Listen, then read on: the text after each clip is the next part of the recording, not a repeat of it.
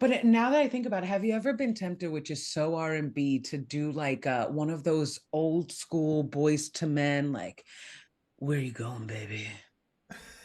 Why don't you walk past me on the street? Like you've never been you've never been tempted to just do like a whole, because those are the things that I feel most stand out in R&B songs. I mean, I'll mess around in the studio and recording, but a lot of that stuff tends not to make it to the final cuts. Why do you think it just wouldn't work? Because I have, in studying like R&B history, especially like riff history, if you notice like classic 90s songs when they're going off for 20 seconds, like a lot of that was just the pile, the Yeah. things that Yeah. were supposed to be edited out. And I've noticed on my own journey as like a singer and songwriter and trying to do my own like producing and everything, how hard I am. Whereas when you look back at some of the greatest hits, they were just like, I didn't think about it. We were just goofing off, and I decided to do an for 30 seconds. Oh yeah. Yeah, I mean you'll definitely have those moments from time to time. There's a lot of stuff on this upcoming record that I've been working on that has a lot of, fun outtakes that we decided to keep in the songs and stuff like that. So Do you feel in this upcoming record like it's more flowy, like it's more like that there's something new that you revealed about yourself compared to the others? And what was that something new? definitely, yeah. I've done a lot of self work over the past couple of years, and I feel like I've opened up a lot more, especially with my writing. I talk about a lot of loss on the record. A lot of the songs are have to do with like familial loss. I talk a lot about my late grandmother. Yeah, but a lot of the melodies have sort of taken a little bit more of a pop direction, I think. But I still sort of have those those soulful kind of runs over more sort of pop sensible chord progressions. Ooh, Kind are you of, going Mariah? I might be, we ain't going quite Christmas album yet, but There's temptation. I mean, with all the money that she makes every year off of that one song, it's nuts. Yeah, she goes like number one every year. every year. And then it's like she's so ready for that money that by Halloween she's promoting it. Yeah, exactly. Yeah, got that one See, figured out. so you talk about a lot of loss and particularly familial loss. And I've noticed that in your music, it is a lot about letting go, Hmm. kind of exes that, the roller coaster. And I'm sure grief, as somebody who's experienced it, is a roller coaster as well.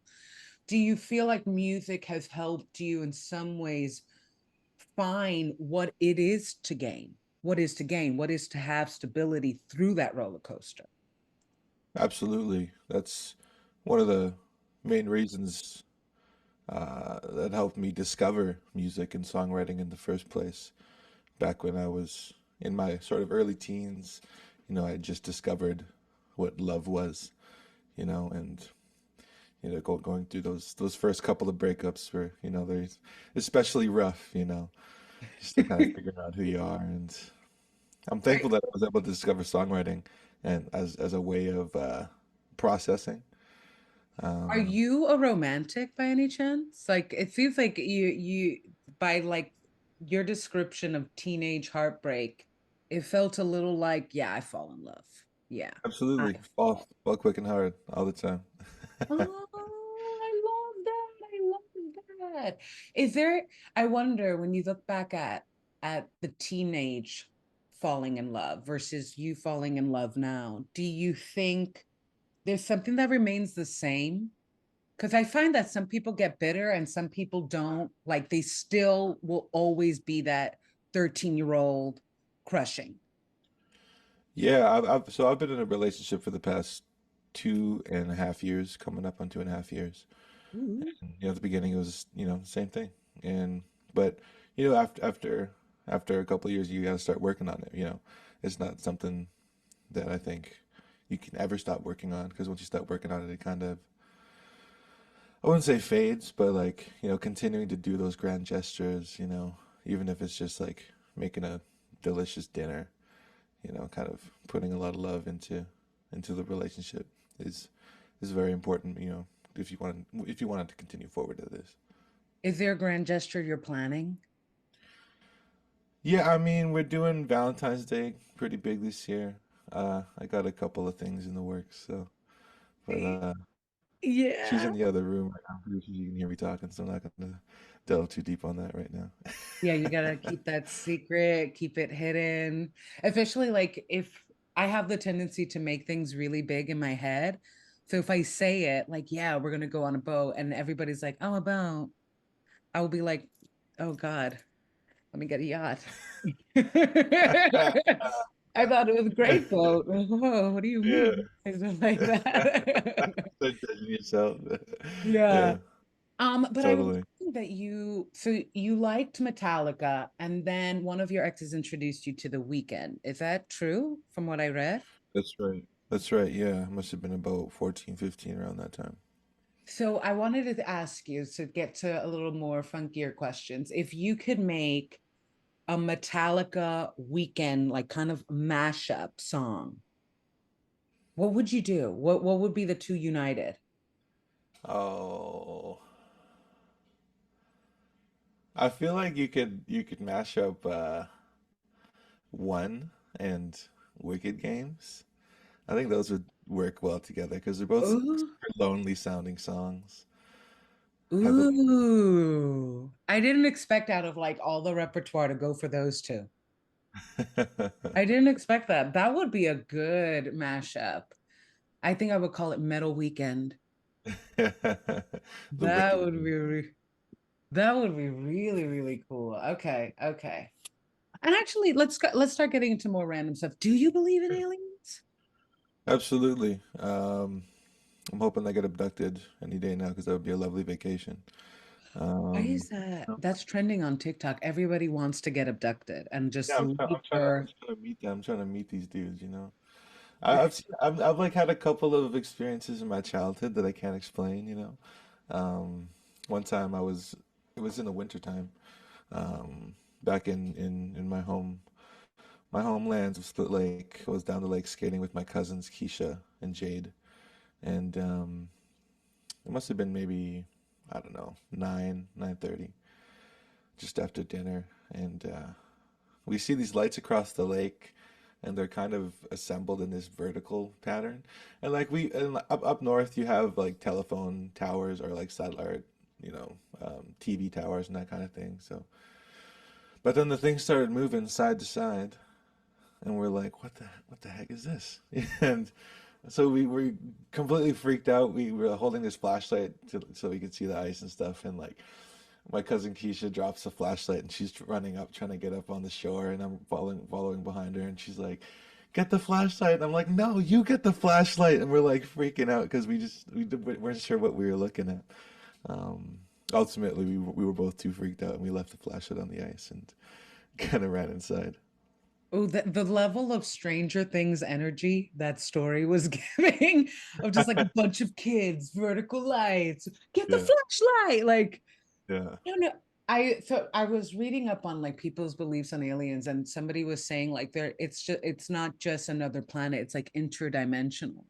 So part of the reason they watch us is because they're in a dimension that is more peaceful Mm.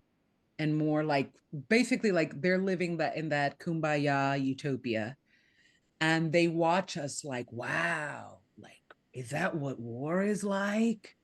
Totally. Yeah, that's definitely been a larger part of the more popular conversation these days is interdimensional beings, beings that exist on the fourth and fifth plane. And you kind of, there's a lot of talk of these like pill-shaped um, crafts that you'll see. Yeah. And if you actually look back onto like older paintings, like in the Sistine Chapel, you'll see these little pill-shaped things in older paintings. And so I think these things have been around for a long, long time. And they're like, we're not gonna approach them. Nope, nope. I've seen the movies. I saw where they opened me up, ET. I saw what happened to ET. I'm Yeah. not going.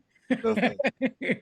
Feel- But I wonder, would you and I mean this in all seriousness, would you want to live in a perfect, only love world? Or would you want to live there after you went through a world like this? Like make it the cherry on the cake. I've always been of the mind, like, yeah, that sounds lovely, right? I would love to do that, but Yeah, I feel like it would get old after a while, maybe. I think Kind of having that balance of the dark and the light, I think is what makes life so beautiful. I feel like it would get old if I didn't have this experience. Like maybe why they watch us is because they don't have this experience. Right. They don't, yeah, It was just always good. for sure. So that's why I'm like, I understand why people talk about like afterlife and things like that, because it's like we don't know what it is to have ultimate peace. So there's this cool fantasy of in another world. It's great, but it's only great because I went through this one. Totally, yeah. I resonate with that fully. It's Yeah, almost that's like what. we're a bit of like a different TV channel for them to watch. Yeah, yeah, we're like yeah, I mean I would definitely like if I saw how crazy earth was like as an alien, I'd be like, I am so grateful for us.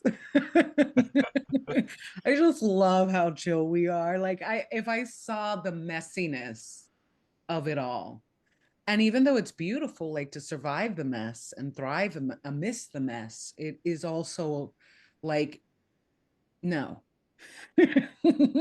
Yeah. If that makes any sense. Definitely have those moments that get me out of here, but Yeah. yeah. Get me out of here. Get me out of here. Maybe it could be a good vacation home. Yeah, yeah. Like I'm going to the fifth dimension this weekend. I was curious too. Are you somebody who loves cartoons? Yeah, I mean, I wouldn't say I'm like a massive fan. Um, I'd say more like surface level. Like I watch like animes sometimes. Like I've been rewatching the Attack on Titan series Mm. lately.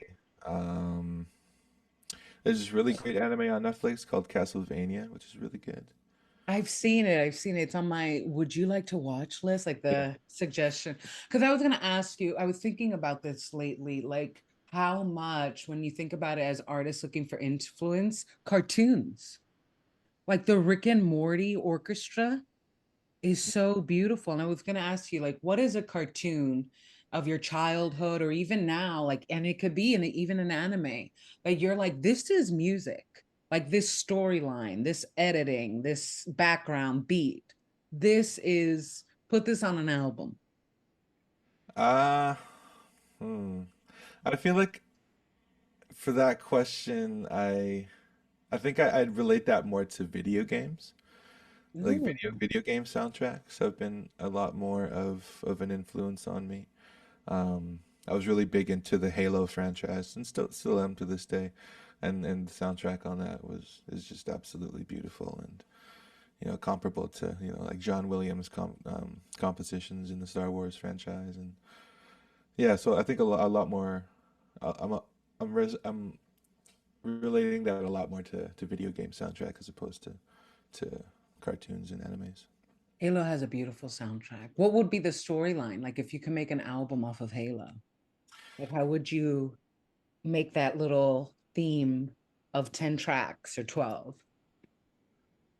Probably some like comic books. I was really big into Coheed and Cambria in my teens. I actually got their logo on my arm.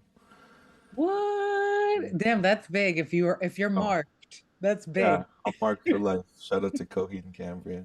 Um, so the singer Claudia Sanchez actually all of the music goes to this comic book world that he created, and so a lot of the lyrics are very grandiose from these like larger than life characters, and I collected them for a little while, but it gets very expensive, you know, Mm. collecting all the merch and all that kind of stuff, and so I kind of shied away for a little bit. But yeah, with Halo, I think it would be great to to write some music based off of that and create like some visual pieces to go with it. put it into the universe, put it. I think it's good though, because there are moments where I realize, like when I write my music, like I want to be bigger. And I think to do that, you have to be a character. Definitely, you have to be delusional. You have to like believe your own BS a little bit. But I think it's more than delusional. I think you need to, like, I think most people go through life feeling like they have no story. And I think being bigger is like not just having a story, but making it up. Totally. Yeah, definitely. You know, you can start off with making up a story if you don't feel like telling yours at first. But I feel like eventually after a little bit of time, your own story is going to start to seep into Yeah. that fabrication, you know.